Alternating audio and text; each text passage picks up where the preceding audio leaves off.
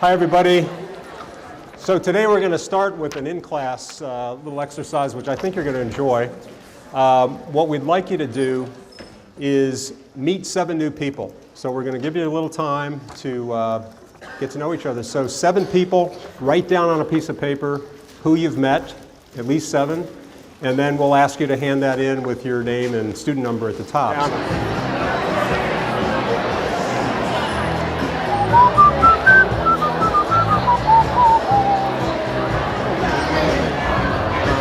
Okay, how are you guys doing? You guys meet your 7 people? Now, what did you guys notice about that exercise? Any thoughts or impressions of what was happening there?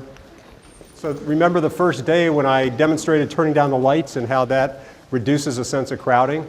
You can turn this into a lounge. You can turn it into a kind of a party environment by adding some music and changing the norms in the classroom. So rather than just being a sterile, classroom, suddenly our lecture hall becomes something quite different. Other impressions of the exercise and your experience of it? Yeah. I think under the circumstance, when you said that it would be a participation, I think we had to get 7 names, so we were kind of rushed to meet them. You were rushing a so little bit. If you maybe didn't tell us that, we could have maybe mingled a little bit more and spent some time on more each person.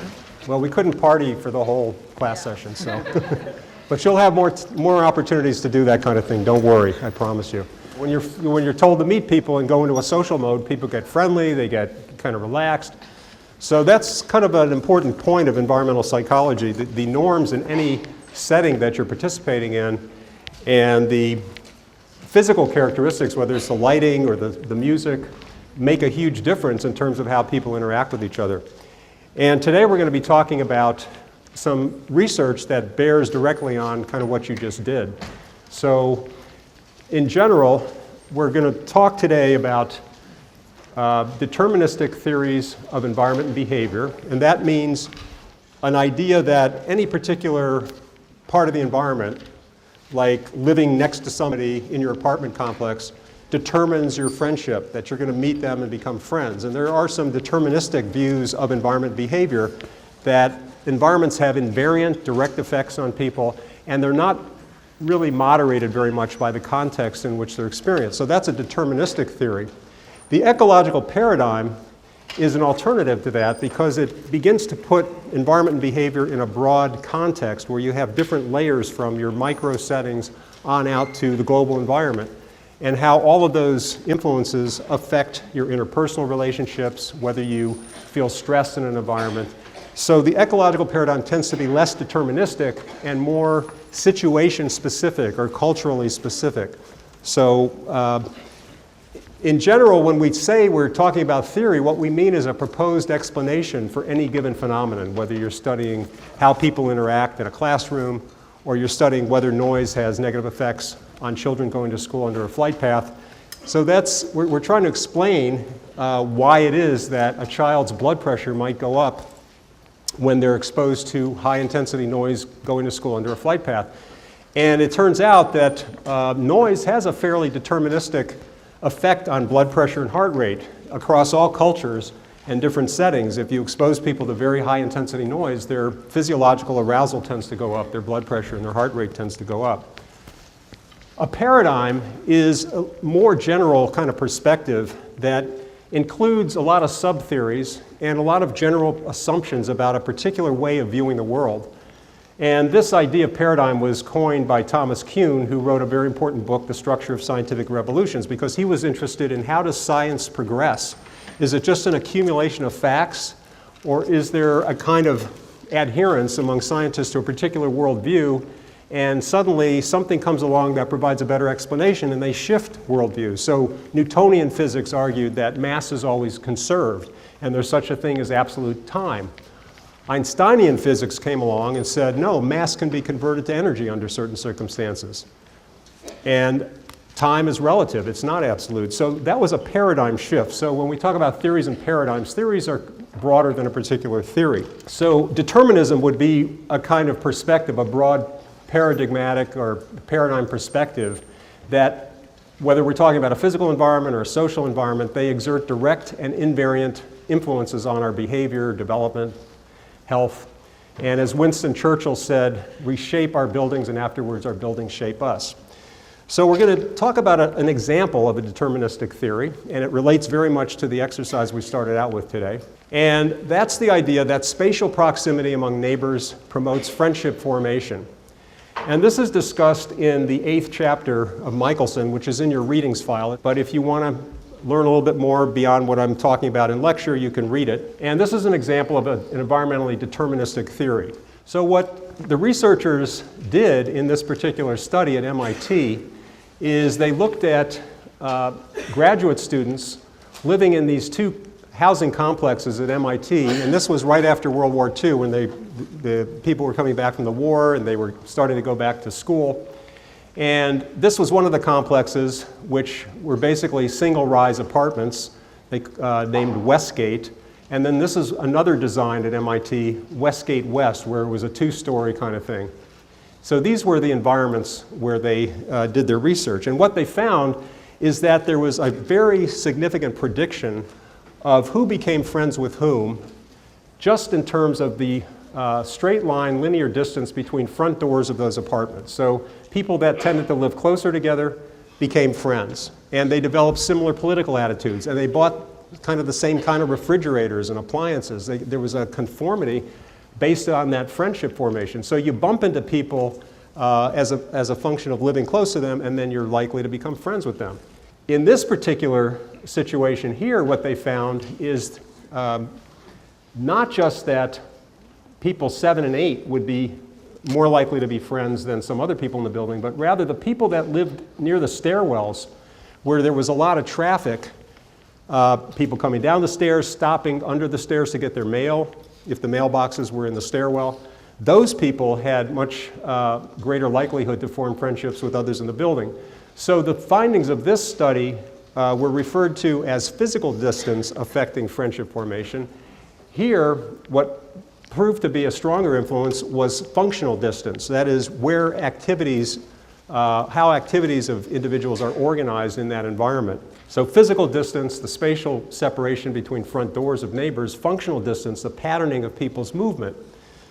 Now there's certain aspects of the environment that can affect functional distance. So if I put a basketball hoop near the Middle Earth dorms, and there is a basketball court there, we know that those kind of public environments that draw activity become promoters of people meeting each other, and they decrease functional distance.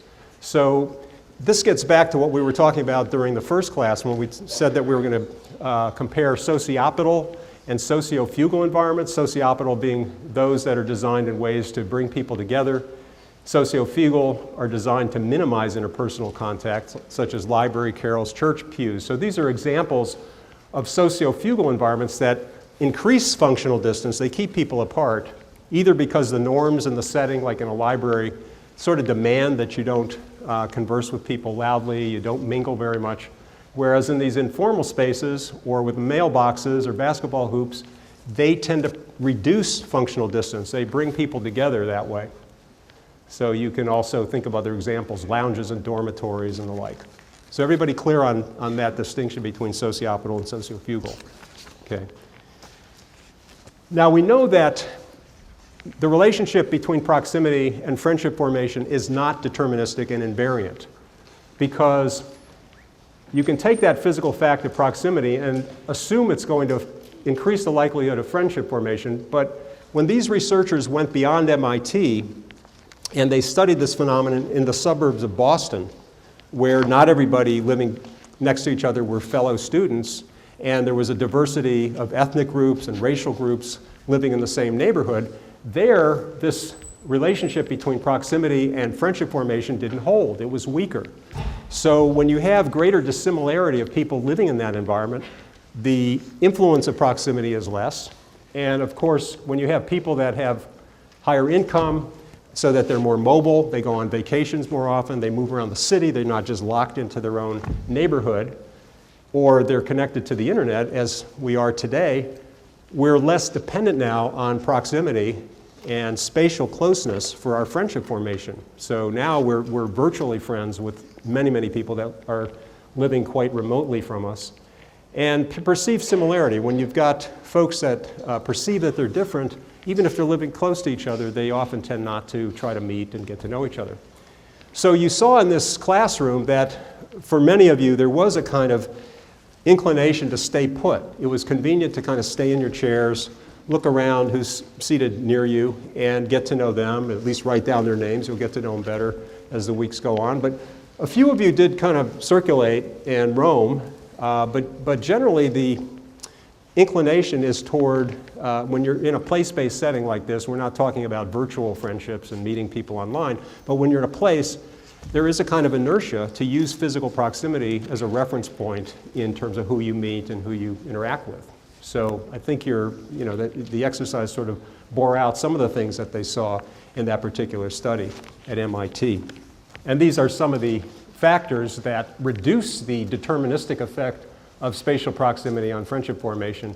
When you have diverse neighbors, they don't need each other for mutual assistance. In a lot of apartment buildings, let's say single-family homes where a mom is trying to take care of her kids and somebody next door has got the same situation and she'll ask someone, can you watch my kids or can I borrow an egg? When you have that need for mutual assistance, there's much greater effective proximity on friendship formation. When people don't need each other as much, it's less so.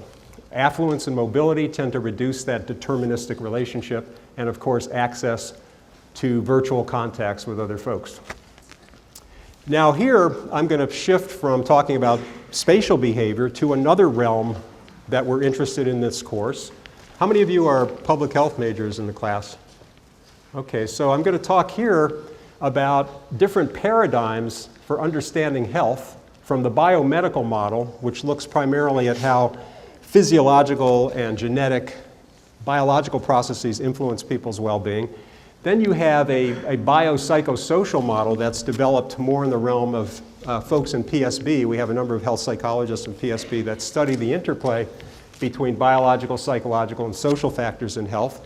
And then even more broadly, you have the social ecological model or paradigm, which gives a lot more attention to the physical environment and health, such as airplane noise, other kinds of stressors, traffic congestion, information overload happening to people because they're trying to process too much virtual information. So the social ecological model includes biomedical factors and biopsychosocial, but it begins to bring in an even broader scale of the environment where we're looking at, what's the effect of adverse climate change on people's health and behavior. It's not just the social environment, but it's even much broader chunks of the physical environment. Here's a particular health question. Why do people catch colds? Why do you guys catch colds? Why do I catch a cold? Does this tend to happen to us, at different times of the year, maybe at the end of a quarter when we finished up our exams and we think we're going off on spring break and then we get sick all of a sudden? Why does that happen? So a deterministic explanation of illness that grew out of the biomedical paradigm is the germ theory. How many of you are familiar with the germ theory of disease? So what does the germ theory say, Armando? That people get sick from contracting germs from each other. Okay, so there are these pathogens that are floating around in our environment. We touch a contaminated surface or somebody coughs in our face, and we're the host. The pathogen invades the host, and then we break out with some kind of illness symptom. So this is the germ theory as developed by Louis Pasteur and Joseph Lister, and it's a pretty deterministic invariant model of health and disease in the sense that germs are out there, they're going to get us, maybe to some extent less so for some people because they're genetically more resistant, but it's all explained in terms of biological factors. Now there's some interesting research that began to develop in the social and behavioral sciences that question, well, if people are under stress of various kinds, whether it's relationship stress or environmental stress, does that somehow compromise their immune systems? Very interesting question. So the issue of stress began to be brought into understanding health. A stressor is any environmental demand that taxes or exceeds the individual's adaptive capacity. If you go outside and it's freezing cold and you don't have a jacket on, sooner or later you're going to feel pretty cold, you're going to start shivering, and you may get sick if you're out there long enough. So that's kind of a physiological model of stress. What these researchers did, Sheldon Cohen, Tyrell and Smith at Carnegie Mellon, is they decided to test the notion that psychological stress might be a moderator of people's reactions to microbes or pathogens. So what they did is they recruited several college students to come to a dormitory early part of the summer. They were paid a fair amount of money to check into the dorm for a couple weeks and get exposed to viruses, cold viruses. And most people don't kind of like to get a cold, but these people were willing to, you know, for the good of science, to take that chance. So they checked into this closed environment. And before they went in, they filled out Cohen's perceived stress scale.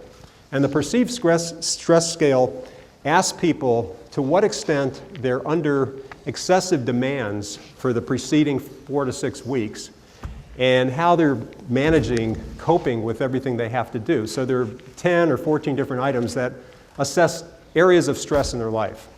And then what the researchers did is they divided the group, the sample, into 2 different groups. The high stress group, who psychologically said they're more stressed out, and the lower stress group that were in the bottom half of the sample, they had less stress.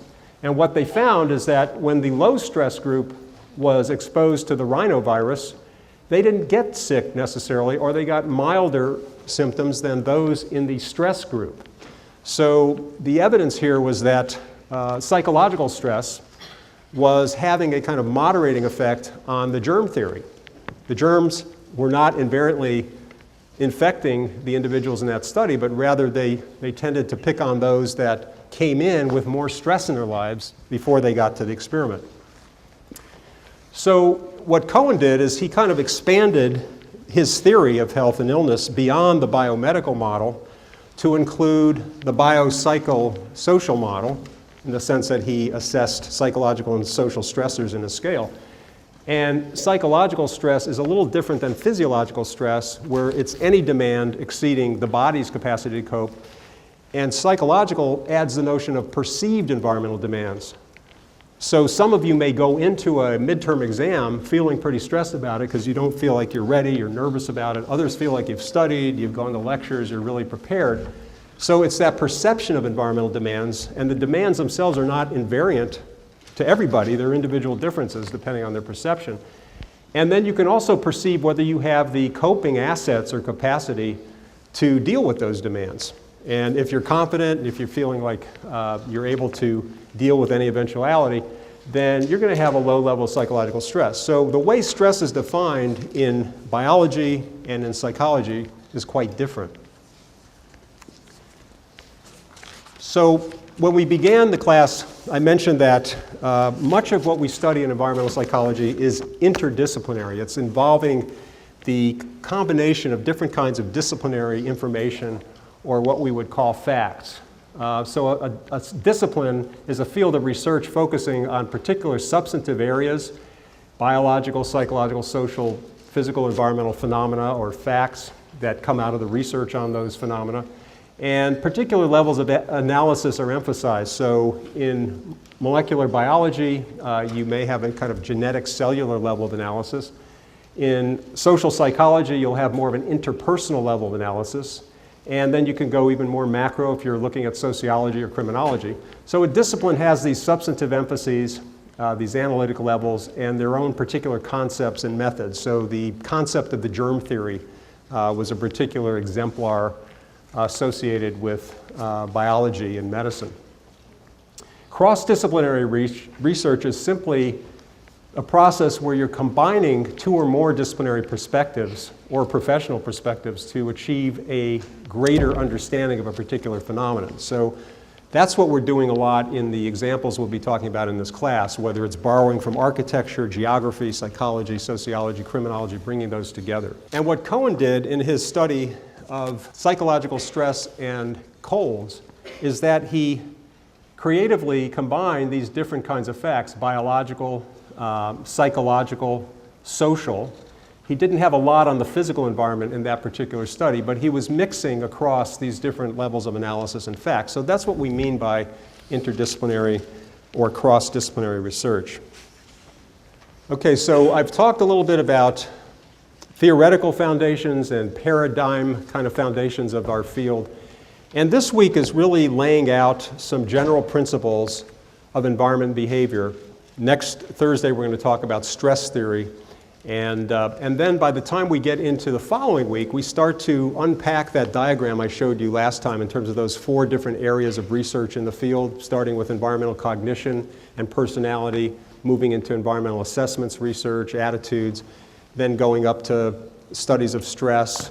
So we'll work through each of those areas, but before we get to the those actual findings within each of those areas of our field, we want to lay out these general principles of ecology and stress and systems analysis. So that's what we're doing today and on Thursday. So what I'd like to do now is move into what do we mean by the ecological paradigm? Where did that come from? So when you go out on the job market after you graduate or you apply for grad school and you're trying to explain what is social ecology, hopefully some of these principles are things that you would refer to in terms of the grounding or the foundations of your education at UCI within our school. And these are really talked about in detail in Michelson's first chapter, which is also in the readings folder. So we're going to start with some major assumptions and features of ecological research. The units of analysis are systems in themselves. So the ecosystem at the broadest level is very macro, and in some cases you can take a global view of the Earth as a broad ecosystem. A biome is also a big chunk of geography, and it basically refers to where plant and animal species coexist and are reaching some kind of equilibrium with each other so that they can survive in that particular area.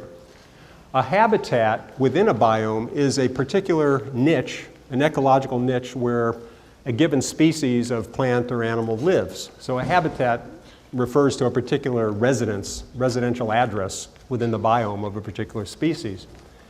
We can also talk at a more micro level about behavior settings. So this class, this lecture hall is a behavior setting, and it's a behavior setting because it's predictable in terms of when it occurs, what goes on here, the behavioral program has a kind of regularity to it, and then we're also in the midst of this physical milieu, this room that has its own characteristics from ceiling height, lighting, whether there's music on or not.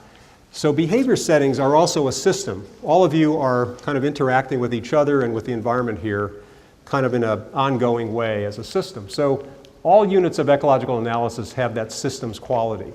People try to adapt to their environments. Even in biology, there's the idea of the web of life, the struggle for existence, natural selection, survival of the fittest. In geography and economics, there's the idea that there's the highest and best use of land, where certain companies, because of their creativity, their economic prowess, are able to lay claim to the best geographic areas within a city and own those parcels and use them however they want. And then there's the idea of homeostasis or equilibrium, that people and environments try to achieve a kind of equilibrium with their surroundings. And when that doesn't happen, you go into disequilibrium. That's when stress occurs, when there's that lack of fit between yourself and what you need in your environment. And there are also, in addition to these conceptual ideas, there are methods and metrics that social ecologists tend to use, or ecologists of any stripe for that matter. Generally, there's an emphasis on aggregates or populations and the macro level of analysis, and that's particularly for the areas of human ecology that Michelson talks about. Not so much for social ecology as it's evolved here at UCI, which is much more inclusive of psychology and micro environments as well as macro. But ecology started from a very macro view of environments, from the biologists that went out and looked at biomes to the sociologists in the city of Chicago in the 1920s that were applying these biological areas to human communities with the idea that those in the city that were best adapted to the city were the fittest, and they would prosper in the city, and those that were not well adapted would be stressed, they'd get sick, they'd exhibit all kinds of behavioral disorders. And that's the way the world was supposed to be, because in biology you don't have worries about environmental justice or worries about racism or anything like that. It's simply a struggle for existence and survival of the fittest. So that's one of the concerns actually about the Chicago school. It left out a lot of those concerns about regulation, law, ethics, and viewed the human ecosystem as basically a big biome with people in it. So these are some of the methodological approaches, very macro in the areas that were studied, unobtrusive observation of species in their natural habitat over extended periods. So you do naturalistic observation, you go out into real world settings and you observe what's happening rather than bringing all that into a contrived laboratory situation. And then many ecologists combine both objective and subjective data in terms of how people are perceiving their environment as well as how they're actually reacting to it. So when Michelson talks about mental and experiential congruence, what he's talking about is whether the environment actually fits the individual's needs and their lifestyle, or whether the person perceives that it fits or doesn't fit. So there's a big difference there, and that's a very important kind of distinction for ecology. As I mentioned, a lot of these ideas started in the biological fields in terms of looking at these biomes, combinations of plant and animal species, and very much an emphasis on natural environments, and not so much with people involved, but rather looking at non-human species in much of the early ecological biology research.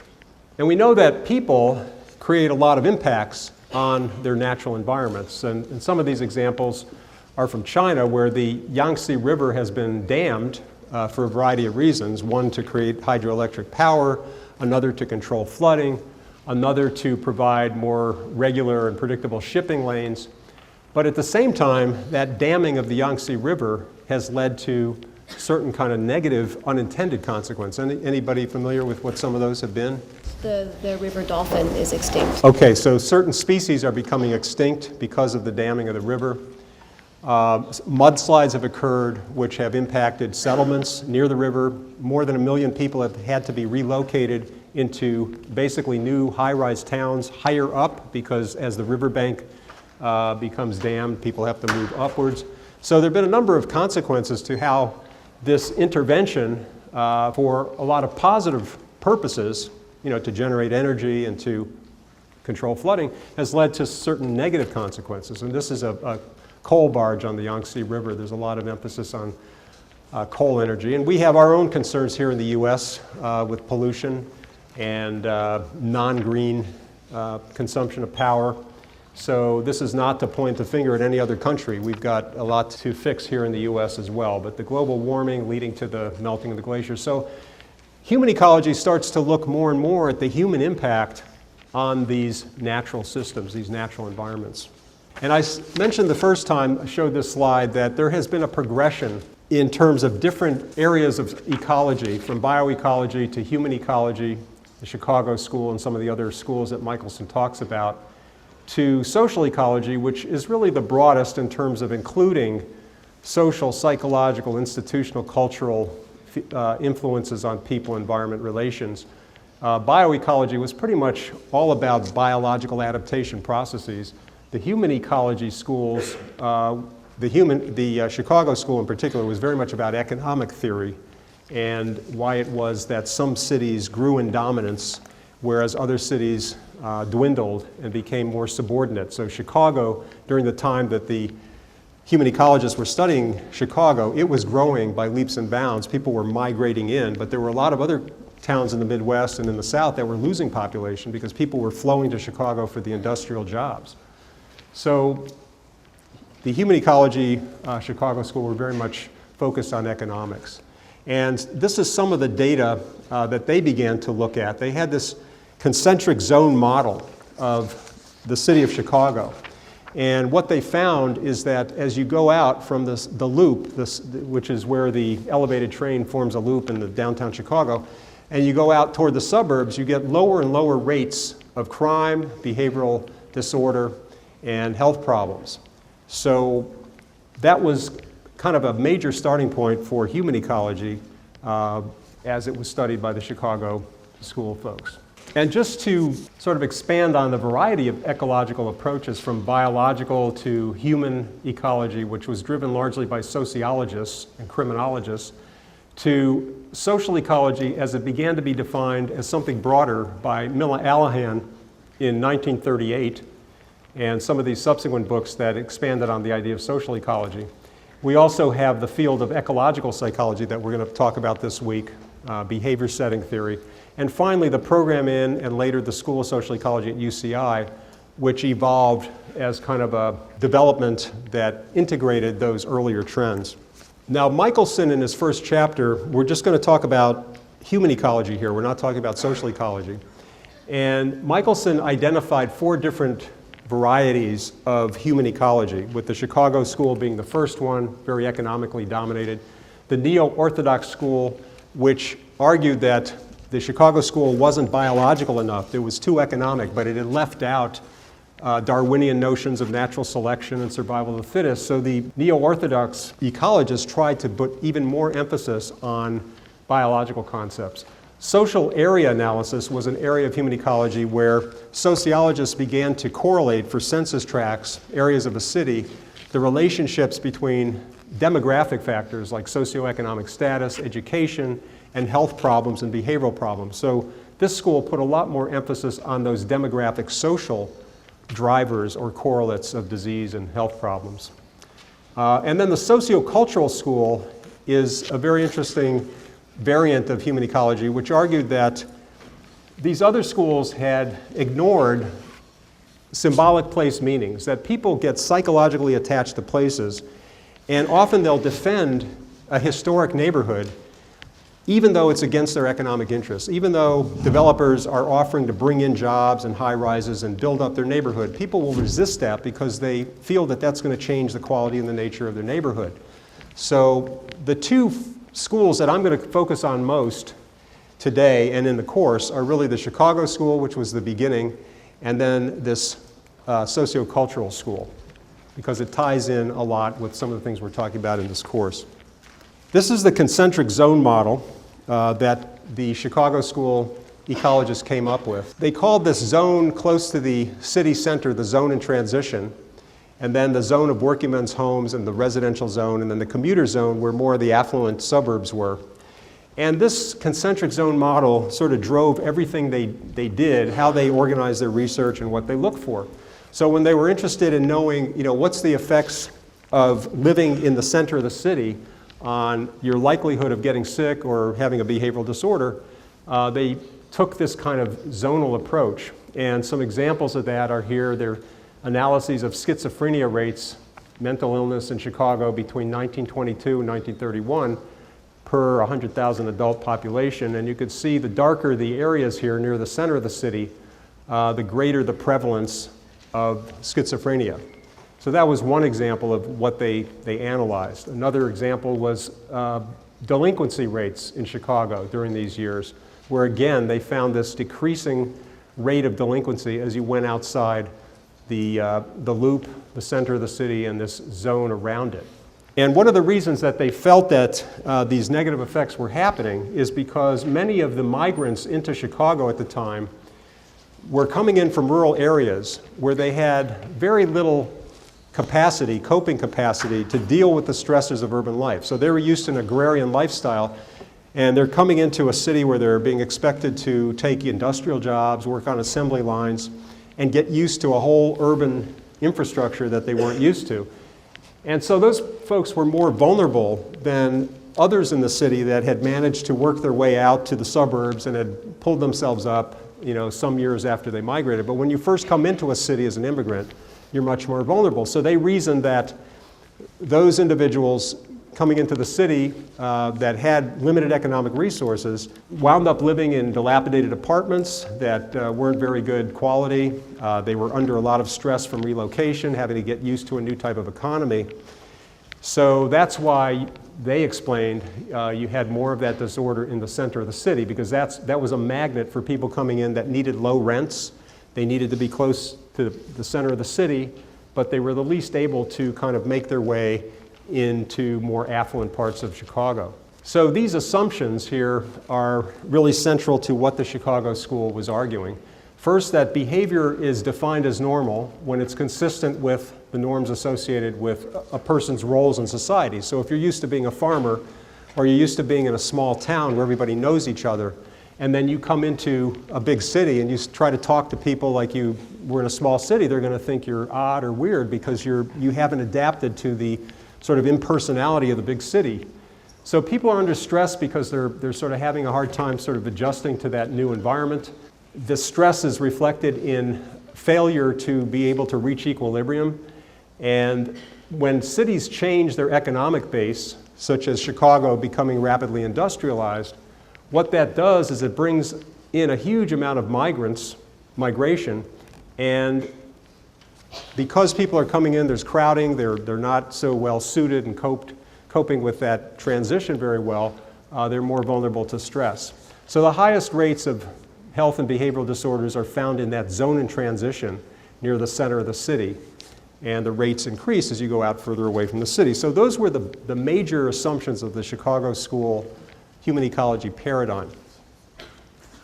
Now we know that that particular model doesn't work very well for many cities. So if you look at how Los Angeles is organized, there is not one central downtown in Los Angeles. Rather, you have a multi-nodal city with a number of different downtown areas in Los Angeles. So that's just one limitation of the Chicago School model. The assumptions of the Chicago School of Human Ecology, partly to make the point that there are a number of limitations in their deterministic way of viewing people's relationships with their environments. So what I'm going to do in the next few slides is unpack, how that particular paradigm or worldview was limited and led to some conclusions that weren't necessarily warranted. So let's talk a little bit about what Michelson viewed as limitations of the Chicago School. First of all, he felt that the way they viewed the environment was very incomplete. They focused on census tracts and these zones of the city, but they didn't really look very much at what was in those zones in terms of the quality of the architecture, people's attachment to those places and spaces. There's some ethnic neighborhoods that aren't very affluent that people get very attached to and very satisfied with. In fact, if you try to move them out of those neighborhoods into a so-called nicer environment, they don't like that. They get stressed. So they viewed the environment in incomplete terms, very much focusing on economics and geography rather than other features of the environment. They tended to take an aggregate level of analysis. They didn't really want to know very much about people's perceptions. For example, they wouldn't have thought to interview residents of Chicago as they moved into the city about their stress levels, like Sheldon Cohen did in the Carnegie Mellon study of colds. So they were not at all willing to look at psychological and subjective factors. It was only the objective physical environment they were interested in. They had these rigid disciplinary boundaries. In fact, I took a course with Amos Hawley, who was a proponent of the neo-orthodox school when I was in graduate school. And his view was that attitudes and sentiments and psychological notions were completely outside the bounds of human ecology. It was an aggregate population level field, and that's the way it was. You didn't try to combine those levels. Also, they were very much focused on theorizing about this concentric zone theory of disease, but they never got around to applying it in a way to try to reduce disease or reduce behavioral problems. So these were the kinds of limitations that Michelson zeroed in on in his chapter about the Chicago School. And his view was that it's more important to look at whether people feel that they fit their environments, whether the environment provides what they need. So he talked about this as congruence, whether their personality, their social mores, their physical environment were matched to what they needed. So he was much more, as a sociologist, Michelson was much more interested in those kind of subjective factors. And in fact, Michelson taught here for 2 years at UCI back in the 80s. He's now at the University of Toronto. A good example of this limitation of the Chicago School is Walter Fiery's Sociocultural School of Human Ecology, which emphasized symbolic and sentimental attachments that people have to places rather than just economic functions of space. So what happened is that in this cozy, quaint neighborhood of Boston, where you have a lot of colonial style architecture and a lot of historical meanings, from the colonial period on, the residents there were offended when a developer came in and wanted to put in high-rise apartments and retail shopping centers because they felt it would change the character of their neighborhood. And character of your neighborhood is really a psychological, subjective thing. It's not the economic value of the neighborhood so much as how people feel about it. He also gave the example of the Boston Common, where you have this prime parcel of real estate which has never been developed for financial reasons. Instead, it's been preserved as a kind of open space with all of its colonial meanings and historical meanings, and it's a very treasured part of the city of Boston. So in Beacon Hill, the residents actually militated against the developers. They organized the Beacon Hill Community Association, and they fought the economic development and kept it out. So Fiery's point is that often these psychological and cultural issues trump economic interests.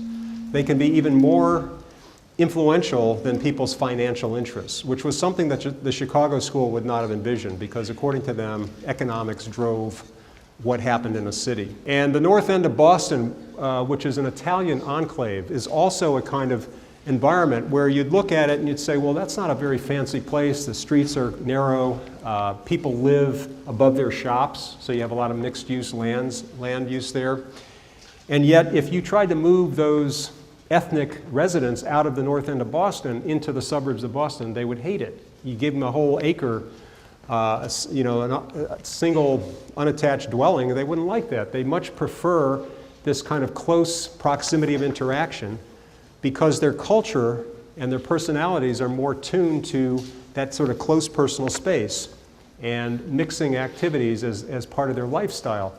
So they are very well fitted to that environment. They have a high level of congruence, whereas if you put them in a suburb, they would feel out of sorts. And by the same token, if you took affluent suburbanites and you moved them into the north end, they might not like that so much because they're used to something quite different. So Michelson's point was that these subjective factors in terms of what people want, whether they perceive they're stressed or whether they perceive there's a fit between what they need from the environment or not, those are what really matter in terms of understanding people's health and their behavior. So we call this a Sociocultural School of Human Ecology, which was begun by Walter Fiery. And when Michelson talks about intersystem congruence versus economic determinism, he means that the economic system is only one part of the human ecosystem or the human city.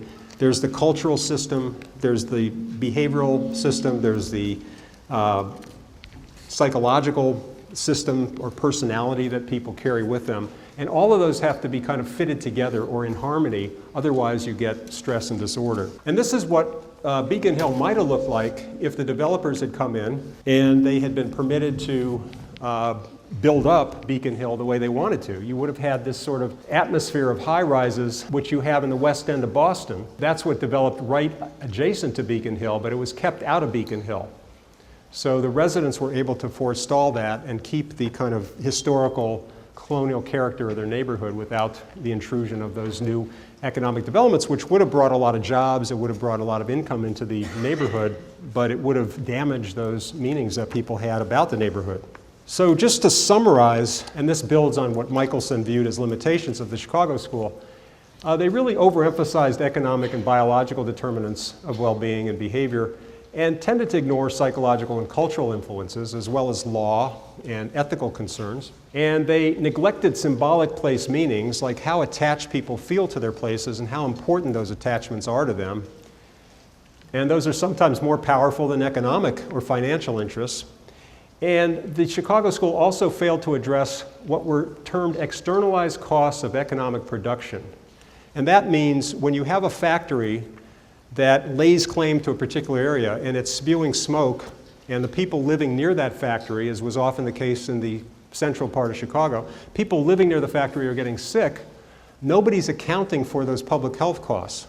The company's making a lot of money, but the society is bearing the costs of all that illness because of the contamination. And you could look today and say, well, this is sort of like what's happening in China with the production of Apple products, because you've got some factories over there where people are working under very severe conditions. And there's a lot of protests now that Apple's trying to grapple with in terms of how do you internalize some of the costs of the workers? How do you improve their working conditions so that they're not under so much strain, even though the company itself is the most successful company in the world? It's the most profitable company and shows no signs of letting up. So what about these issues of externalized costs of production and issues of environmental injustice? When we say that the Chicago School ignored symbolic meanings of places, these are just some examples of how influential place meanings are in our everyday lives. So you've got this Hindu temple, or the western wall of the temple in Jerusalem, with Jewish people praying at the Western Wall. It's one of the most contested parcels of real estate in the world because you have three major religions that have historical meanings associated with Jerusalem. You've got the Hajj pilgrimage to Mecca, these northwestern totems in Seattle. All of these are showing the tremendous power and value that place meanings have for people. It's not just the economic aspects of the environment, it's what the environment conveys culturally and symbolically. When you go to the Vietnam Memorial, there's a certain kind of behavior that people adopt there, very reverent, very quiet, touching the stones. It's not an environment like we had at the beginning of class where people are conversing and sort of, getting to know each other, laughing. It's a very somber environment because of that symbolic normative power of that memorial. The Oval Office conveys power and authority, just the way it's structured and all the symbols of power in that office. Here you've got an Australian soccer field where this no smoking emblem is being used as a message to people in the stands to try to discourage their smoking behavior. So they're using the physical environment of that field to send out some symbolic messages to promote healthfulness.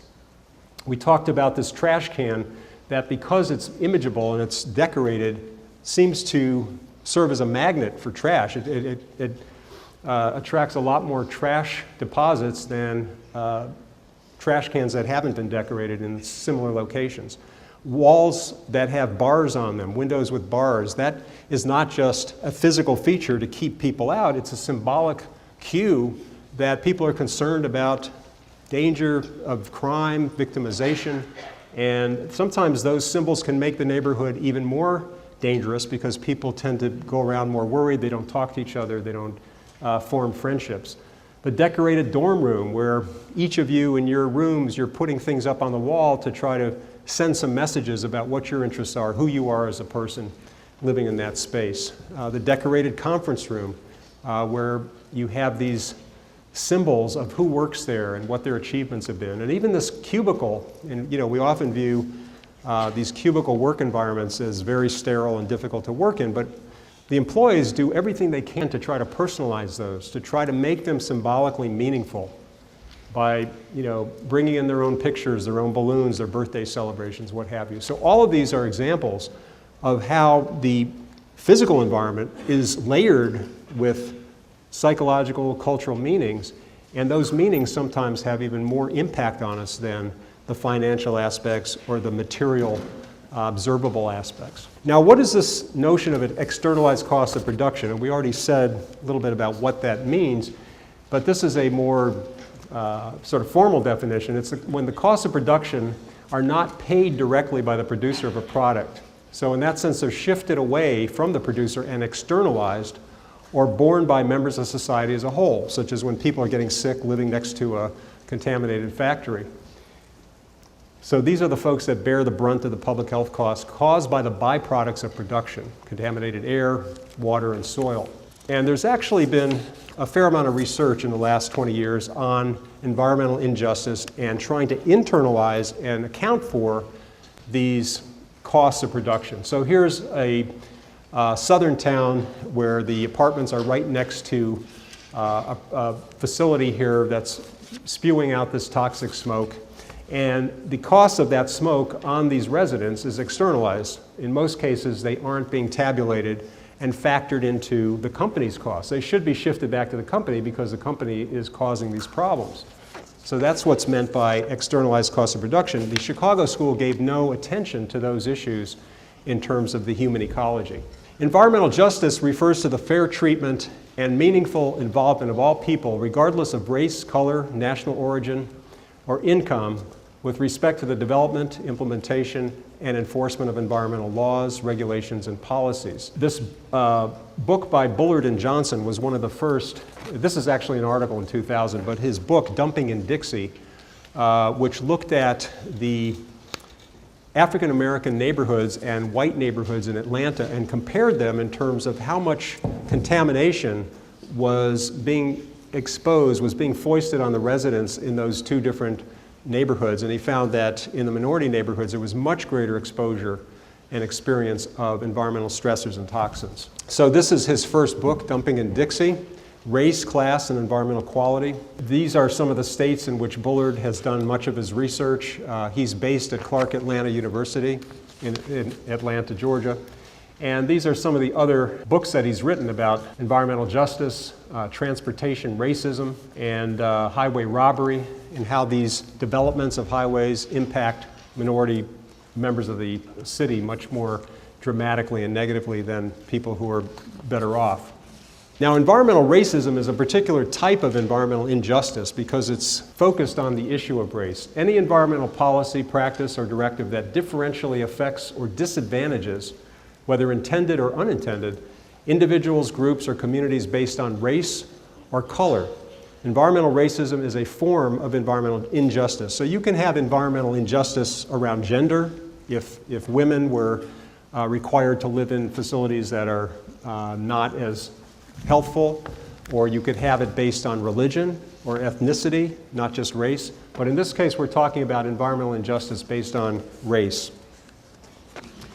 And one of the things that Bullard's research has led to is the infusion of his ideas about environmental racism into environmental regulations. So we now have the Environmental Protection Agency that requires any development in an urban area to mitigate potential costs due to environmental racism.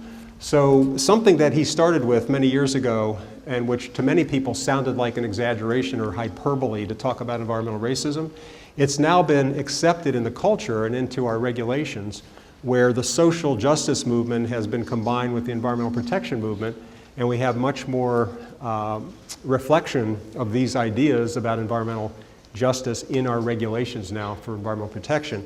And this is a demonstration going on to protest environmental racism. You remember I showed you this particular example of the Los Angeles airport where we studied the effects of noise on children going to school under the flight path. And the earlier slide didn't have this byline, but here we're sort of tabbing it as a potential reflection or example of environmental injustice. So that's a factor that might help account for the uneven spatial distribution of airport noise and children's blood pressure in urban areas. So you don't find this situation in most affluent areas of LA. And in fact, when the Orange County supervisors wanted to build a new international airport at the old Marine Air Base, where the 5 and the 405 freeways come together, this community, because it was more affluent than South Central LA, was able to block that development. Just like in Beacon Hill, which was a more affluent neighborhood, the community association blocked the developments they didn't want. So in this county, the residents rose up, and instead of an international airport, we have a great park, the Orange County Great Park. But the fact that less affluent neighborhoods aren't able to block those undesirable land uses is a reflection of environmental injustice. So that's what Bullard is talking about, and that's something else that the Chicago School human ecologists totally ignored. This is another example of Bullard's research where he went into Houston and he tabulated garbage incinerators and municipal landfills, and then found out where those are located. And the vast majority of those undesirable land uses are located in these minority neighborhoods. There's one here where you have a white neighborhood. What you see here is this disproportionate exposure of minority residents to these undesirable land uses. He also did research that showed that along the Mississippi River, as it flows to New Orleans and into the Gulf, they call this Cancer Alley because as the pollutants build up in the Mississippi River as it flows south, the people that live in these small, largely minority towns are engaged in shipping and river-related activities, and they're exposed to a very high concentration of carcinogens.